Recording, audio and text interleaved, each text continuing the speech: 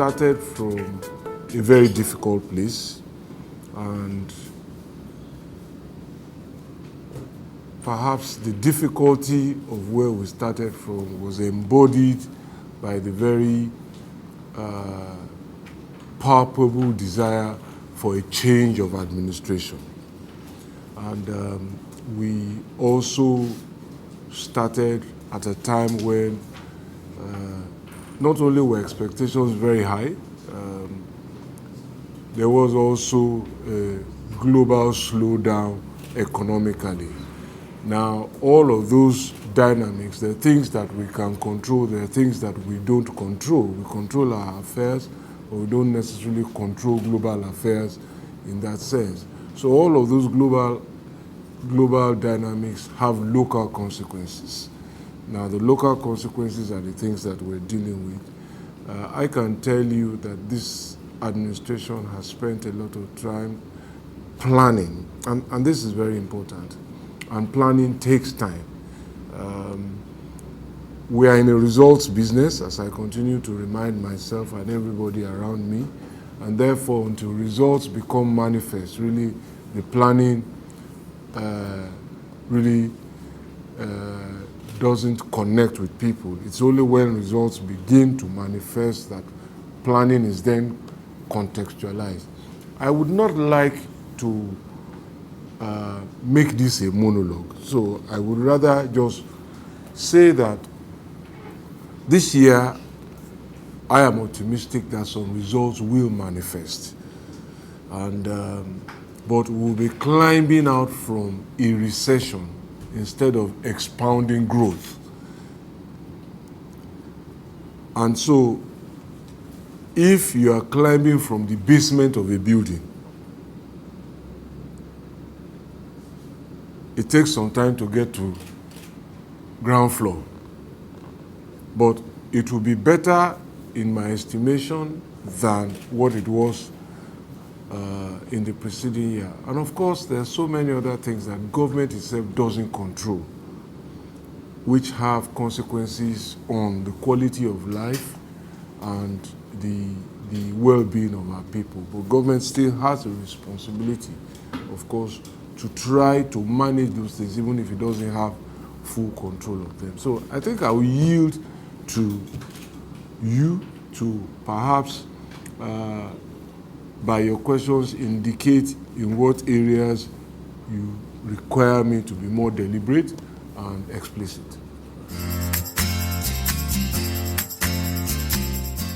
Money is important, and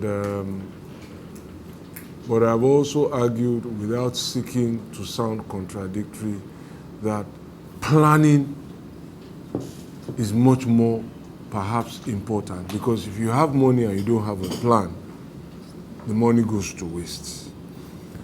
Now, as far as our power sector is concerned, I lend my voice very, very clearly to its privatization. I lend my voice very clearly and unhesitantly to its privatization. The reason, amongst others, is that there's public record that for 63 years we've managed power in the public sector, and it hasn't quite satisfied our expectation. And a couple of other things that can be commercially managed, that used to be managed by government, have gone into private hands, and they have shown some sterling records, even if not all have thrived. But in a commercial environment, those who couldn't thrive have, as it were, yielded the stage. But that said, I think that there were some things that should have been done differently in the process of privatization. There were things I would have done differently if the call were mine to make. But as I say that, because we're all flawed, even if I might have done things differently, it didn't eliminate the fact that I might also have made mistakes. Now, my attitude is, let us manage the flaws. We can correct them instead of canceling the privatization. because it will only take us back to the beginning. And there is very, very strong evidence that every time we have cancelled contracts, first of all, we have sent negative investment signals that we don't respect agreements. Investors don't like that kind of behavior. And in the event, we haven't solved the problem by cancellation. And I can only cite one example. In 2007, thereabouts, Nigeria signed concession contracts for its refineries to private individuals in this country. But we complained, government cancelled the concession, and this is 10 years after. We're still importing fuel. Now, one of those private individuals is now building his own refinery here in Lagos. So just imagine the time we lost. And if you now realize how much we spend on importing fuel. So, but that's aside. What I see in the power sector are mainly man-made problems. They're not engineering problems. They're not technical problems. They're not technical problems.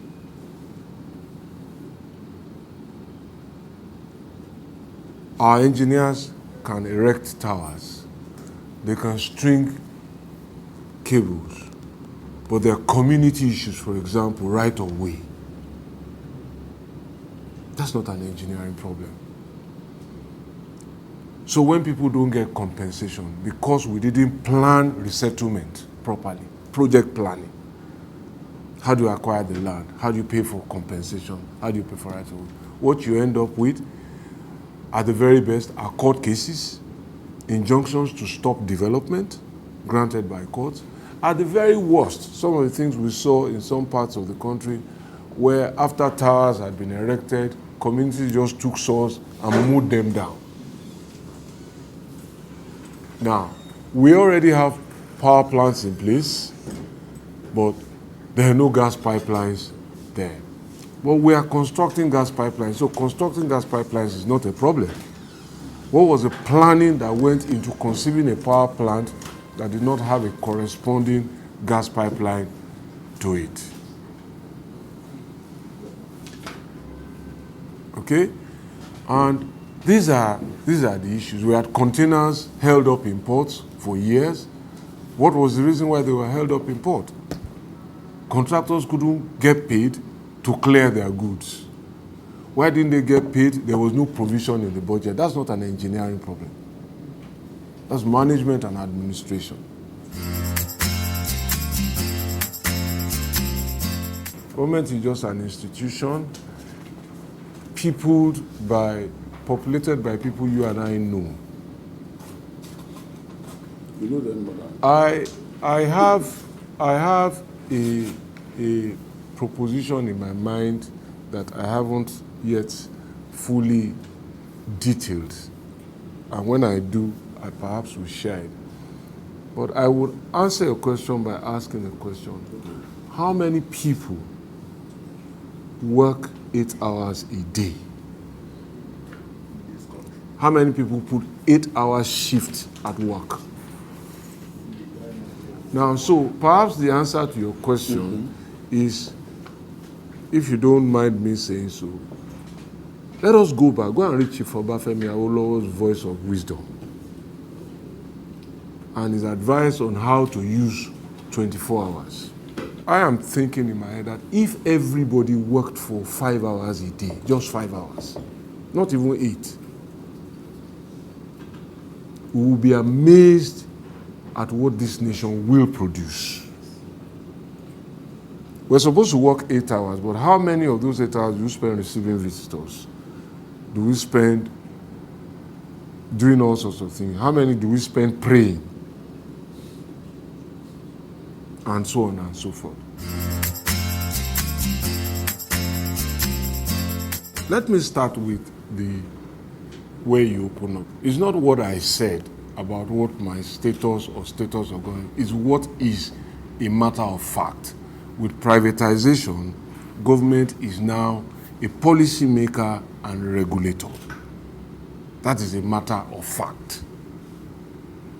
Government used to be the main operator, distribution, generation, transmission. But government is now largely policy maker and regulator. Government still retains the transmission line. Now, it might be helpful.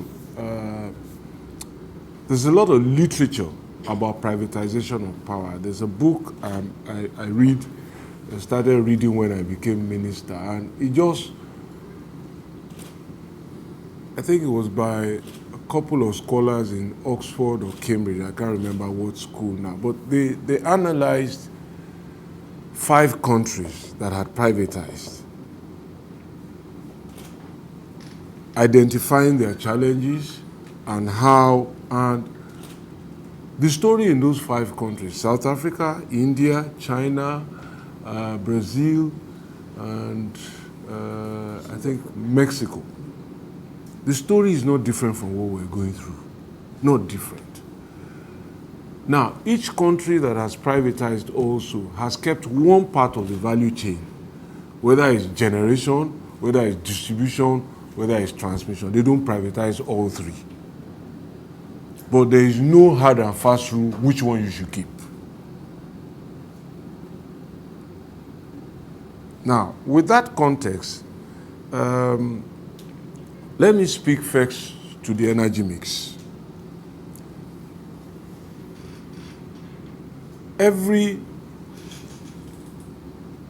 Most of the industrialized countries, and let's take European and American countries, have an energy mix.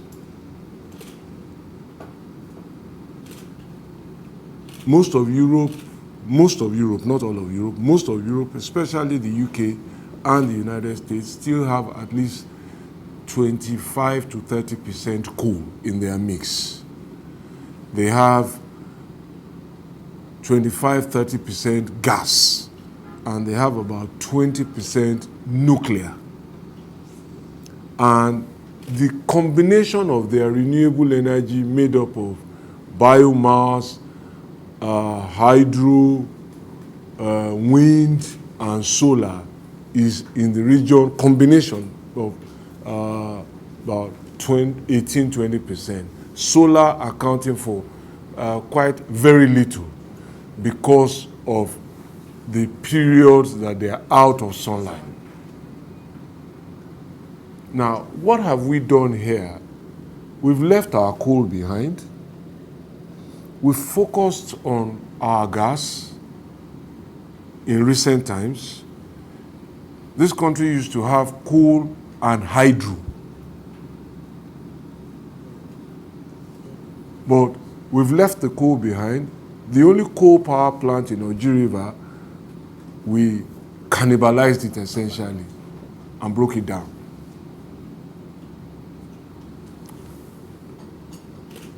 And pardon me for being lengthy, but I think it will help to understand where we are. Then we focused on gas under the rapid National Integrated Power Project, which was sensible in the context that we were flaring the gas anyway. And so we involved oil-producing companies to start building power plants. And that's how power plants like the one by Ajib, ExxonMobil, Kwaibo, and a few others came up. Now, gas is cleaner energy, so we're probably likely to do more of it. It's also quicker to develop in terms of large volumes of power and to deploy. The land mass, the materials that you will require to build a 1,000 megawatt hydropower is perhaps 4 or 5 times what you will need to build gas. And gas is much more prolific to deploy. But like every other power source, each one has its limitations. Wind speeds affect, and the wind speeds are not the same year round. Sunlight is not available 24 hours a day. Coal has its ecological challenges. Hydro is not available all year round. Gas is also subject to pressure issues, and of course, as we have seen. So we've developed an energy mix now that responds to the point that you made. We completed that just last year, around September, June, July, August, thereabouts, at our National Council on Power. So again, we saw a lot of people trying to develop solar power in the southern part of Nigeria. It will be expensive because the sunlight here is not as prolific as up north. So that's an investment guide and a policy statement that do more coal in the coal belt, more gas in the gas belt, more solar in the solar belt, and more hydro in the hydro belt. So I hope that responds to the question, so that we don't have a repeat of some of the poor location of power plants that then do not deliver on their expectation because of planning and conception issues. In terms of the grid, again, there's a lot of talk about the grid being vulnerable, the grid being this. All of that talk, with respect, is not accurate.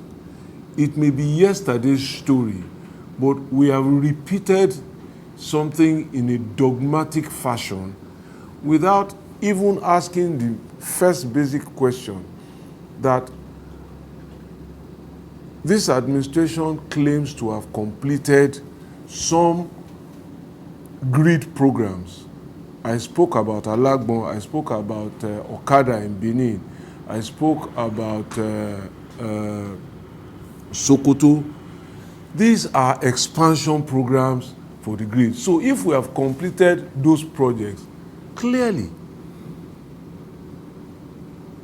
it can't be correct for anybody to continue to argue that the grid is only 5,000 megawatts. I was at Ayobo here, and you saw, again, expansion programs going on there.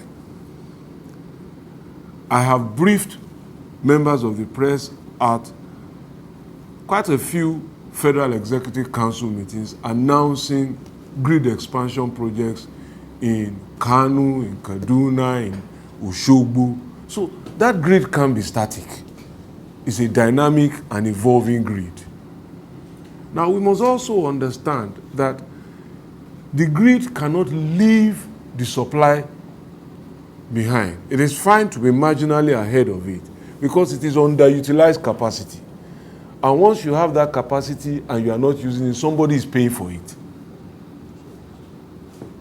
So what is important is to synchronize the development of the grid, which is what we are doing, to run slightly ahead of your expected power supply.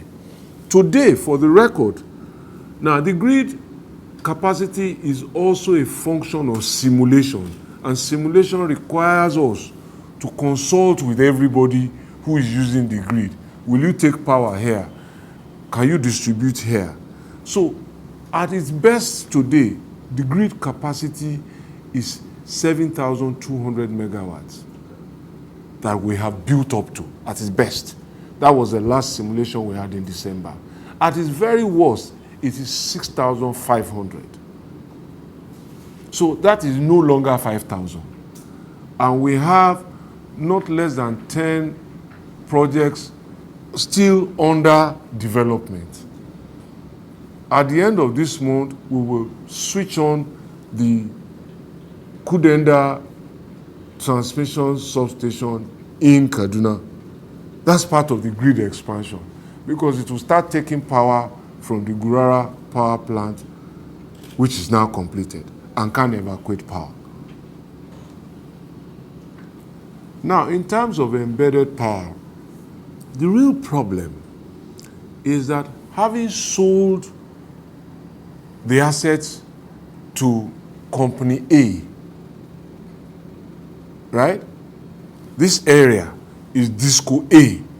Government has sold it under certain terms and conditions.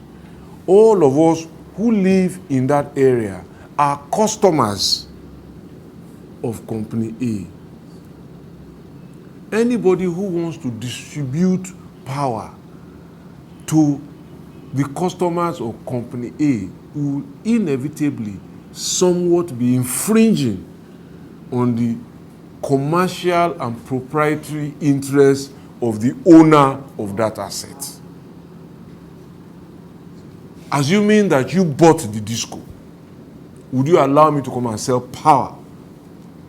Their contractual rights. Government will be sued if we act without regard to those contracts.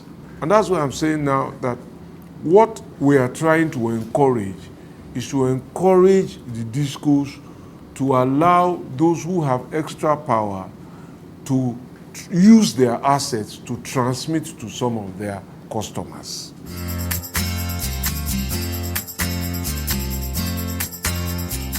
This was the point I made when I was commissioning the Lekki power plant, that if government allowed us, we could power Lekki within 6 months. And I was quoted as saying that, oh, Nigeria could be powered in 6 months. The point was that the power was already finished, it was there. But because we couldn't encroach the territory of eco-distribution, we could only use the power to power street lights, which were public assets, use it to power our water works, which were public assets, in Lekki and Victoria Island. So there was a lot of redundant capacity there. And we're trying to factor an arrangement. And I said, look, if government agreed, we can power in 6 months the residents. Shortly after I took office, I think about 5 months or thereabout, after going through all the briefings and everything, one of the things I decided to do was to lay out a roadmap, which I shared with the public. And the roadmap was very simple. Start first to pursue energy anywhere, so long as it's safe. And the first leg and the short-term plan was incremental power. And incremental power required us to do all what we have been doing, build up the grid, finish uncompleted projects, plan expansion, more power plants coming on, develop the energy mix, license solar companies, so that everywhere you can get extra power, get it. I say this in the context of the fact that today, as we sit down, it is difficult to precisely say this is how much power Nigeria needs. Because we do not first know how many we are. And not knowing how many we are, how can we then really know what we need?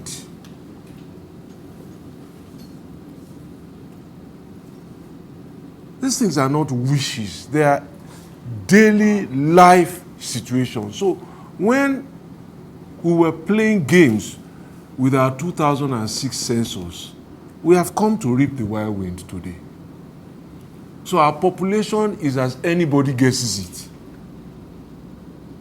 Sometimes we are 170 million, sometimes we are 180 million.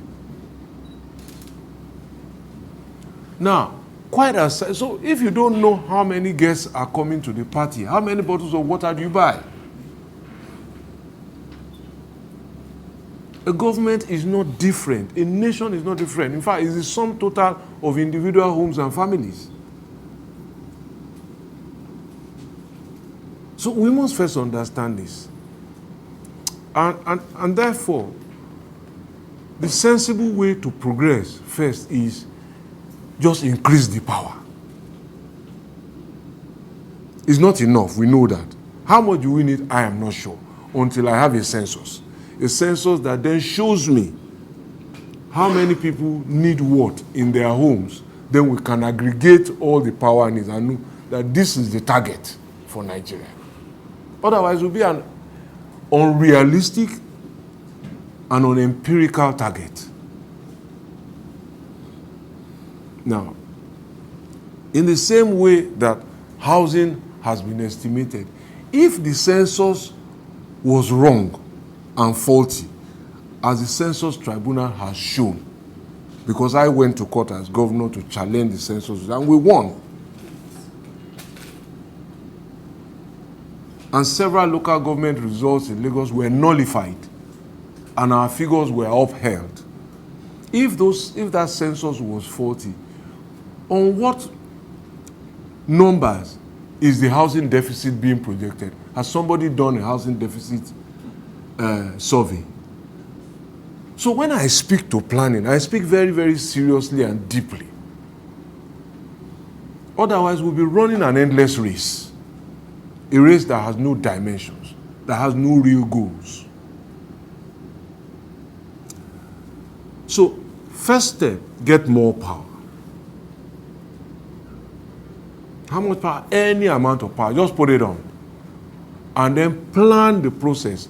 And that's what takes us to stable power. The second step to stable power is then how many people need power. And if you don't do that power audit or national census, you won't know.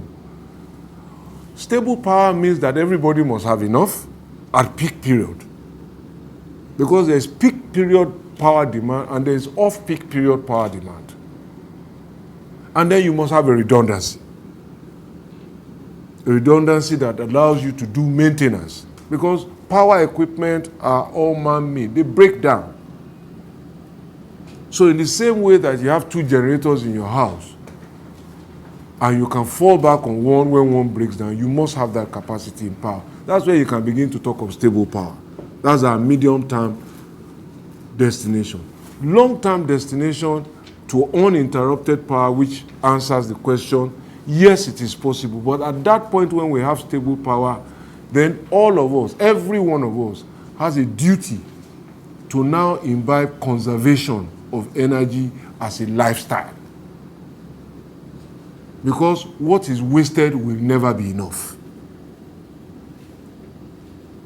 Now, to roadmaps and plans, I'm not sure, maybe I am the one who is using the word wrongly, or we are the one.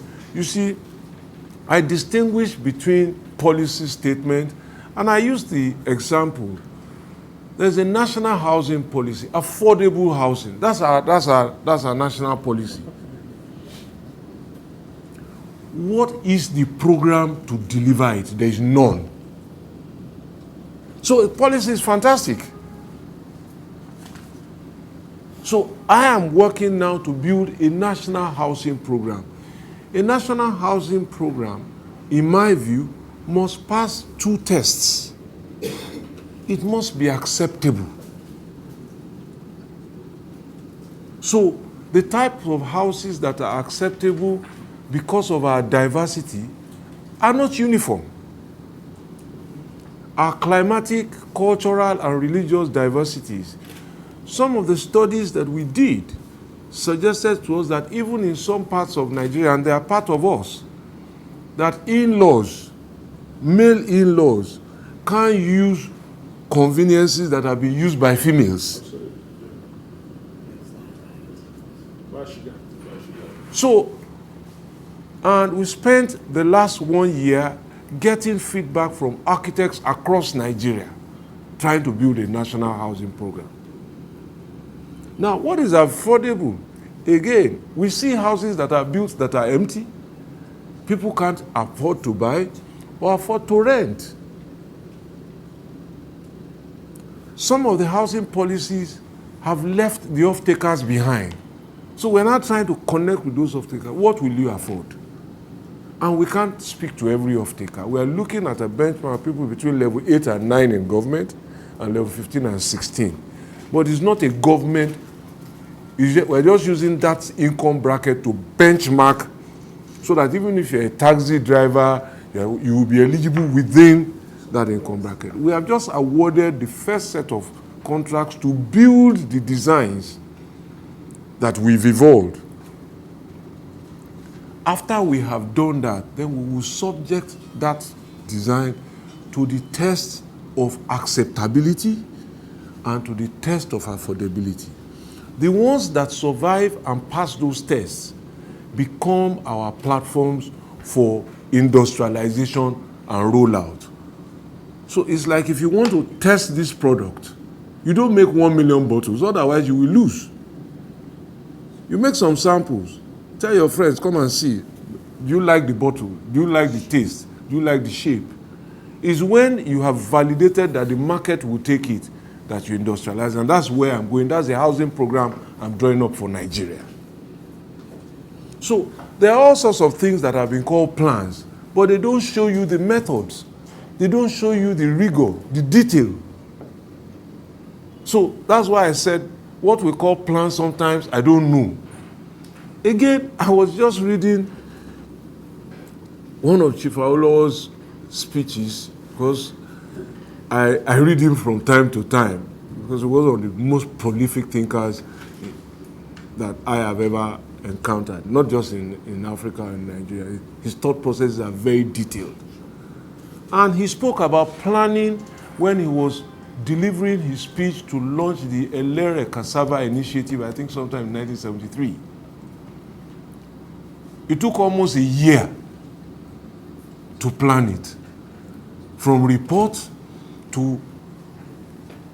So, and we don't take these things as serious. We just want to see everything happening. So if the people you are working with don't understand what you want to do, how can you have a common purpose towards what you don't understand? And perhaps let me rephrase that. I think some people watch football here. Now, we see football teams assembled together, and we all say, honestly to ourselves, that, okay, they are not playing well because they have just been put together. That's the evolution process. That's the preparation process. And then 1 or 2 years later, we see that team starts winning. The government is no different. It's a team. It takes time.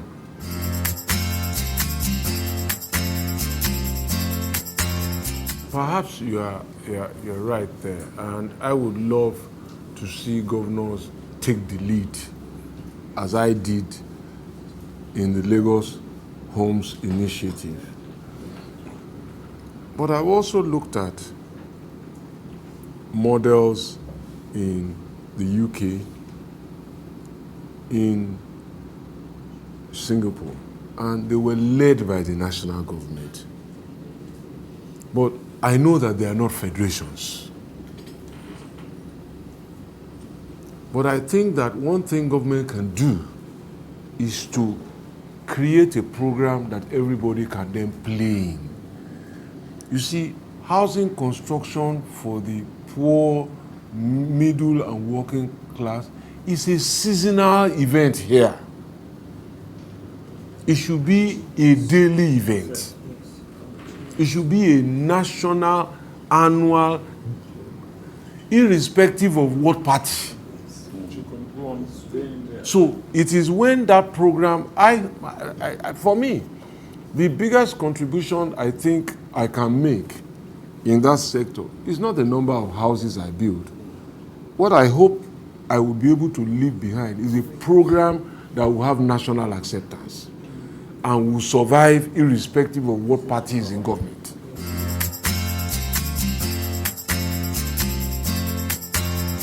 The Obajana project, again, let me reiterate that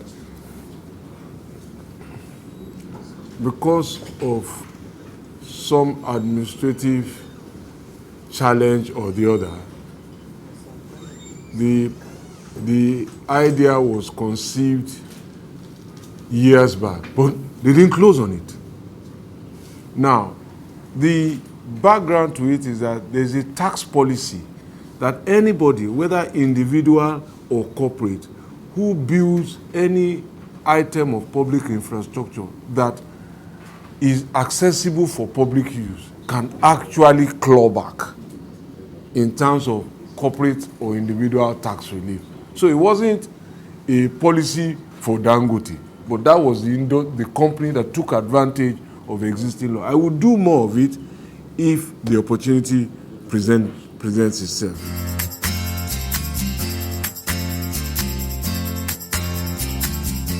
In terms of protecting resources, I think, first of all, the Public Procurement Act, let's just go back in history, was inaugurated or enacted about 2007 or thereabouts. I'm not sure what year. Now, between 2007 and now, the public space, in spite of that legislation, has been riddled with a lot of inefficiencies, waste, and all of that. And we are beginning to see all of the things that went on in spite of that legislation.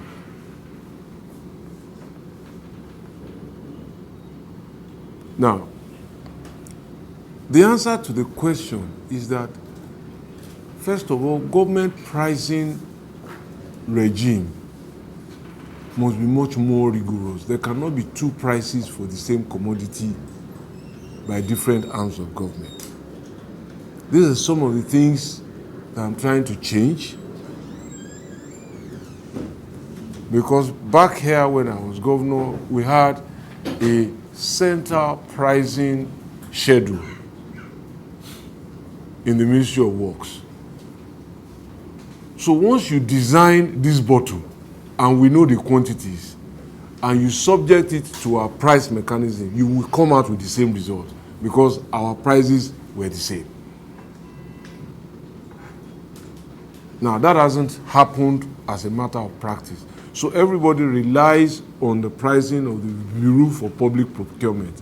That's where you get the no objection certificate. So you can't even make a procurement essentially without going through them. And so some of the things that are even reported and credited to have been done by some ministers, I just wonder how people even find them believable in the very first place. For example, I was alleged to have given somebody some hundreds of millions of naira for some political and I say, how can people even think that this is believable? You know, it's one thing to tell a lie, it's another thing to tell a poor one. Yes. Because if you just follow the public procurement law, you know it is impossible. There was something that was reported recently about trying to scandalize the government, that the Buhari government was planning to, I think it was Premium Times or something, was planning to award an $800 million contract. And you think that can happen in secret? And people actually, you know, I am astounded at the pedestrian level at which people even conceive lies. You know, a lie is very bad. A bad lie is just disgraceful. You know, Nigeria is trying to borrow $1 billion, and you are alleging that somebody spent 800. Excuse me. It just doesn't make sense. So the law is there. We will do our best to work within the parameters of law. As minister, for example, I don't sit on any procurement committee. I don't sign checks. And if people bother to understand the procurement process, we advertise, we set conditions. All we do is evaluate bids when they come in. Bids that conform with our own in-house figures. And we say, look, these are the people we have shortlisted. And we pass them on to BPP. It is BPP that now looks and says, no, the person you recommended as number one is actually going to be number two. We award to number one. And then depending on the threshold of the procurement, it may still then have to go to Federal Executive Council. that your personal policy or That's the law. That is the law. And that is how we play. Now, there are some procurements that are within the ministerial remit. It's a committee of officers in government, not me. I don't sit in that committee. The most difficult place to steal money, I'm not saying it's not possible, the most difficult place to steal money is government. Because you have to collude with so many people.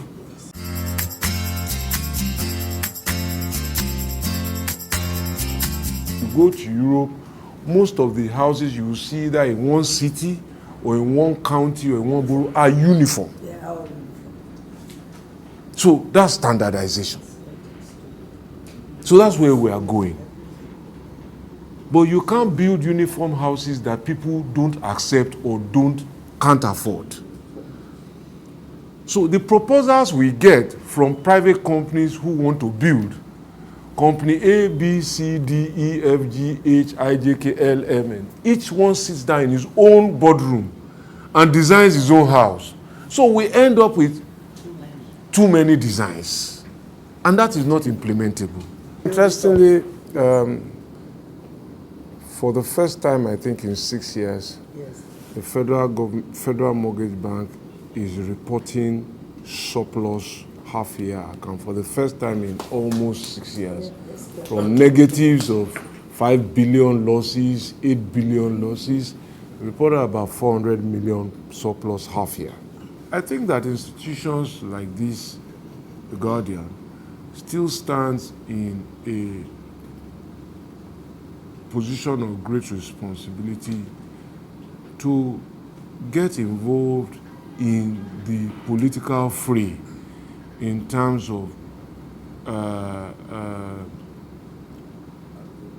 subjecting political promises to rigor.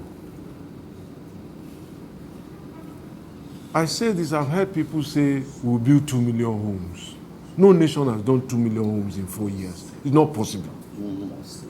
No. In the UK, where they have a complete industrialized scheme and everything, they produce nails, they produce everything, is a program of 250 to 300,000 houses every 5 years. Now, let us assume that it was possible. Can this economy produce 1 million doors? Let us assume that each home will have one door only.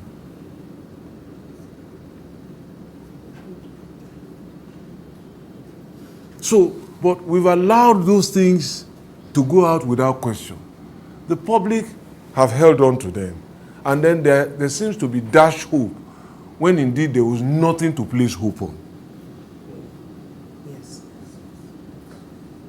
So, again, the expectation by the public, are we managing, are we honest enough to engage with the public and say to them, because you said something about jobs, why should anybody who has no job legitimately expect to own a home?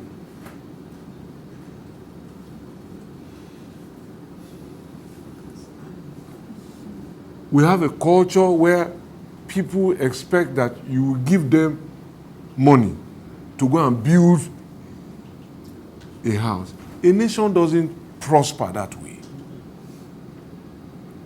And when incomes are not tied to roofs,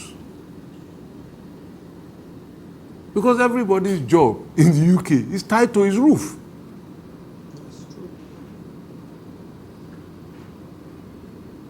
Go to the UK today, visit or the US, and see whether your cousin or your sibling, if he's lucky to come and meet you at the airport, immediately you get to say, I'm going to work. Yes. When our own people come back home, we now take holiday and sit down at home with them. So these are the cultural issues. Our incomes sources are not tied to our shelters. And it's the mortgage system, which was what we tried to resuscitate under the Lagos Home Scheme, and it was working. Couples were pulling together accounts to buy. We didn't solve our power problem in 63 years. We've privatized it now for 3 years and 1 month. are the kind of results we expect to see reasonable within that time frame. So just set the context. As I ask, if you see a 3-year-old growing a mustache, you must be worried. So, but in specific answer, we will get to that destination because that is the ultimate destination where you can choose where your power comes from. If they told you in 2002 that you could change subscriber service provider and still keep your telephone number, you'd have said it was impossible. When we started, it was only voice and text. Now we're watching movies on our phone. So it will evolve. And so you must look at it within that 3-year context. 3 years after GSM privatization, there was no cell phone power in Ogun here because it just wasn't commercially viable. So it's a process.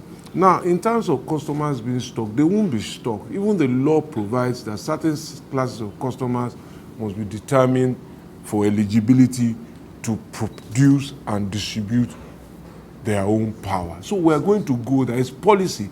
But you see, you want to be very careful that you don't hurt one business in order to... It's a judgment. The Manufacturers Association took this point up with me, and one of the questions I asked them, are these people also, the Gencos and the Discos, are they not manufacturers? Are they not part of the industrial sector you are trying to protect? So if we kill their business in order to make it, and they said, oh, they didn't see it quite that way. So we're thinking about those things. In terms of stability in the Niger Delta, it would be very helpful to the country if we had peace, if we had understanding, if those who were aggrieved found a more clement platform for expressing their anger. Nobody wins. First of all, more pipeline vandalization just means more pollution. It means more damage to the ecology and to the environment. It means that even their guaranteed share of 13% derivation is lower. It means that FAC accounts every month will be poorer. It means that workers will find it difficult to get their salaries. And of course, it means that workers who don't have salaries enough will be deprived of the access to 3,000 megawatt of power that is out now. And so without salary, they are compelled to go and buy generators. So nobody really wins. We are also complaining that the exchange rate is widening. That is the major source of dollars. So more production, because the price has now gone up. We agitated through OPEC for the price increase. So we have to take the benefit, get more dollars in, reduce the pressure on the economy. So I expect that something will happen. In terms of what you call government corruption on roads, I don't understand it. And I like to just advise that sometimes government bureaucracy appears as if people are trying to game things. We must take some time to understand it, the way government works. Sometimes there are delays in government, but it doesn't necessarily mean that those delays translate ultimately to the fact that somebody wants to extort money. And I think we should be careful, or circumspect rather. Corruption is a very, very serious allegation. It's fraud. And if there is no evidence to support it, it is not an assertion that we should make freely. I've always asked those people who accuse other persons of having acted in that manner to say, are you willing? It would be a very nice thing if everybody who accused Mr. A of corruption swore an affidavit to say, I verify these facts. All the agencies investigating crime and corruption are beset, sometimes with petitions that have no basis. And so it clouds the attention from the real issues, the petitions that have basis. I would love to see a day where the law requires that every allegation of impropriety should be verified with an affidavit. So that if you make the allegation without basis at all, at least somebody will hold you to account for having sworn to a false oath. Yes. Now, but in terms of road development in Lagos, Ajose Adeogun is an example. It was a partnership with Zenith Bank. Yes. Adetokun Ademola is an example. It was a partnership with the Co-Hotels. Now, the question with data, it can be resolved. Easiest way to resolve is hold a census. Censuses should be held periodically, like every 10 years. So we are 1 year out. I'm hoping that we can either hold the census this year or hold it next year. But without prejudice to that, we are planning to have an electricity consumer census if the census doesn't come on time. Because what the books show today is that only 6 million people use electricity. That's not true. That's what's on the database. 6 million households. Households, sorry. That's the right word. 6 million households use, and a household is one family. Most federal roads are not terribly bad. A federal road runs for hundreds of kilometers. But what we see is about 45-48% failure. So on a stretch of 100 kilometers, maybe sections as many as 10-20 kilometers have failed. Such that if you recover them back, now, in the East, there is a peculiar problem. It's an ecological problem of erosion, coupled with some high water table. So, and the unique nature of those roads do not necessarily transport, if you are talking of Nigeria, do not necessarily transport to saying that all the roads in Nigeria are in the same condition as that of the East. Because you now come to averages. That's why you are generalizing. And we must stop confusing a budget with cash. You owe us the duty to educate the public. A budget is not cash. It's a statement that I am going to the market, I plan to spend 10 naira. Do I have 10 naira in my pocket? It's not cash. So you have to earn the cash. And that's why a budget has a revenue and expenditure side. And when the revenues don't match the expenditure side, you fall into what is called a deficit budget, where you have to go and borrow. Now, all that we have had in the last 10 years, reported even by this organization, is that the capital budget has been below 20%. You have reported this severally. So where was the money voted? If we were spending less than 20% of our income, at the time we were earning $100 per barrel of oil, we were spending 80 on party and travel. So where was the money that was voted? It wasn't voted. When the budgets of less than 20% capital were even passed, what were the releases? I will tell you the releases for 2015 inherited from the last administration. The last administration budgeted 18 billion naira in 2015 for all Nigeria's roads. 18 billion naira.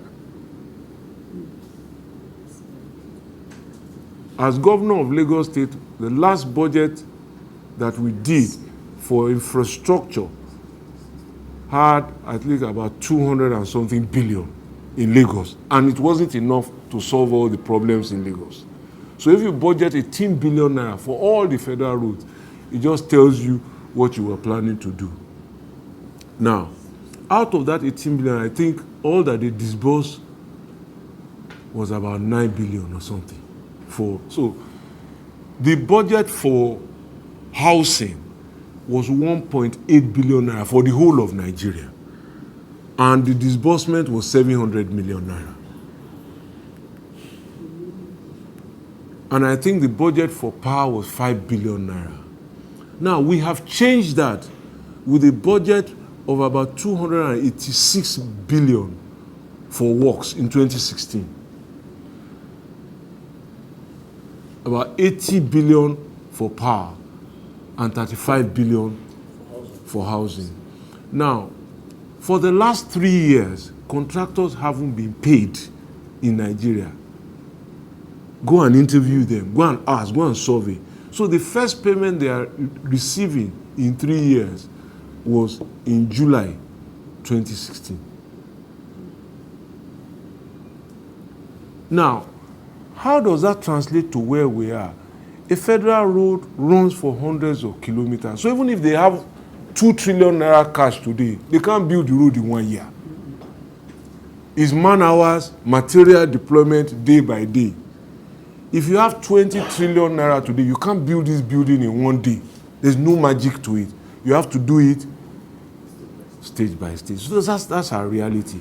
Now, on the Lagos-Ibadan Expressway, the relief you are seeing has cost us just over 22 billion. That's all they have received. So imagine if that 22 billion had been released on an annual basis. So we just lost time doing things that we shouldn't have been doing.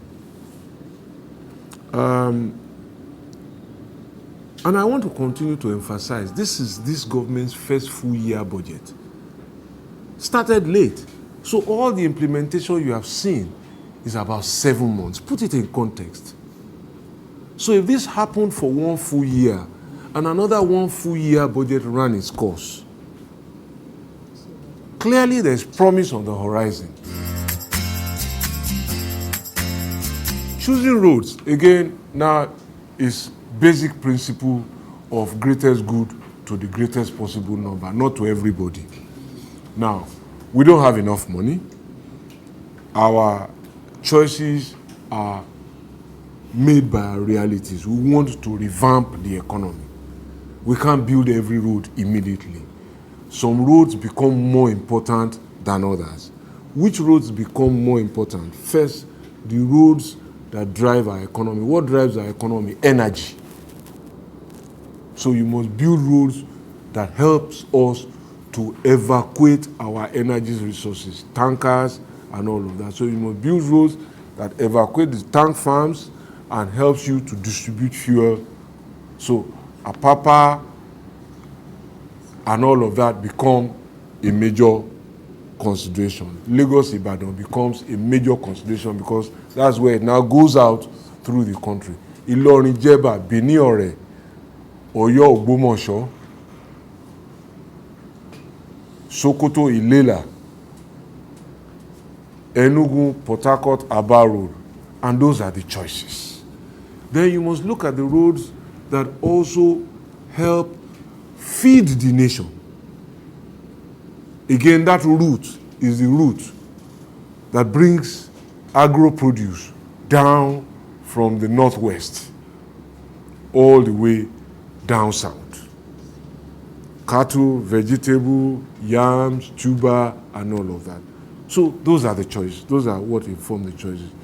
Going forward, we will deepen those choices to 2017 to evacuate the increasing agro yields they're expecting. We have also taken data from strategic NNPC depots for pushing fuel across the country. Then we have looked at roads that carry the heaviest traffic, and we'll go from there to roads that carry less heavy traffic. We also want to intervene now in strategic bridges that are in disrepair. They haven't been maintained for decades because we can't then have the roads and then the connecting bridges either over water bodies suddenly fail us. So those are the things that determine how we choose our priorities. For me, every time you get the opportunity to serve your country, as long as you are healthy enough to do the job, as long as you have ideas to pass across, you must not shirk the opportunity. If you do, you will lose your right to complain if things are not done well. Now, it is also not correct that I am only one minister. We're two ministers in that ministry. And so it's important. I have a minister of state who will work together. I have two permanent secretaries, very, very experienced and hardworking people. I then have directors, and I have assistant directors, and then we have public servants. And I think that it is also important, perhaps if a study was done about the role of ministers in other countries. Because I see my role really as resetting the focus, leading the team. So, You're not driving the cranes. yeah, so management, sharpening focus, sharpening commitment, renewing dedication is really the heart and soul of. I'm not the one who is going to go and build the power. I'm not an engineer. But getting budget in place, and I think I want to dwell on this, all of the gaps we had before is ensuring and understanding that, look, without a budget, we are going nowhere. So, prioritizing the budget, ensuring that budgets are on this road, that's why we can now start work. Okay? Dealing with letters and files, responding to the public. Unfortunately, in my ministry of power, I'm an end user of petroleum product, gas. It's just fuel for me. The point, therefore, is that I do not have ministerial responsibility for dealing with the problems in that area. But I want to say that my experience is that people will never be angry forever. Anger dissipates after time. And again,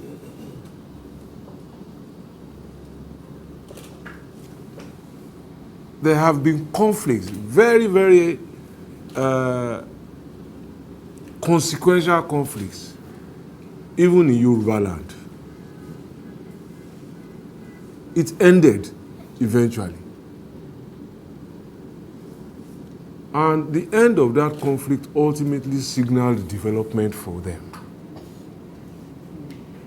The message clearly is that there won't be prosperity, there won't be development, which is the basis or one of the bases of anger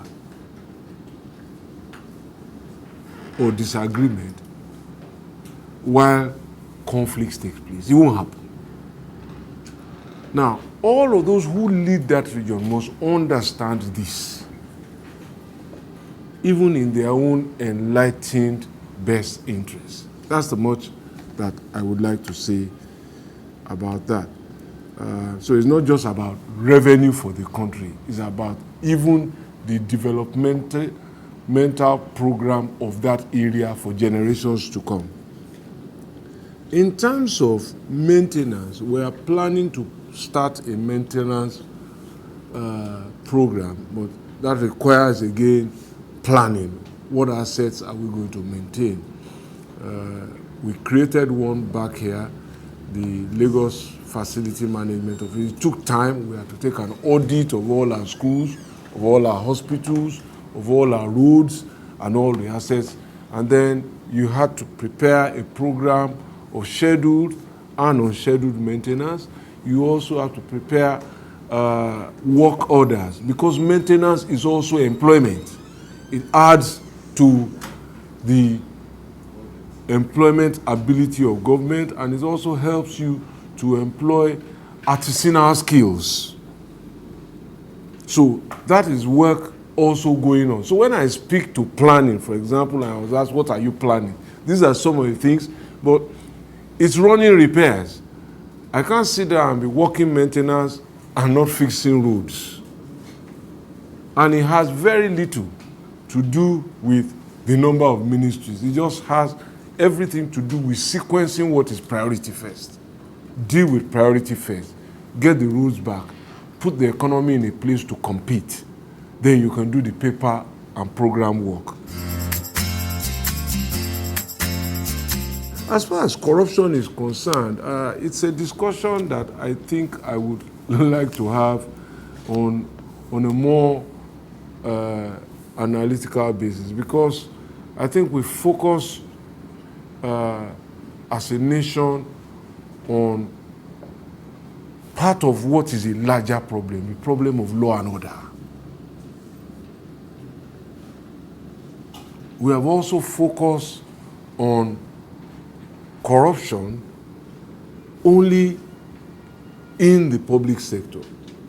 And this is not to excuse anything or to defend anything, but how much is spent in the public sector in 1 year compared to the whole wealth of Nigeria? And I think that the larger focus should be law and order.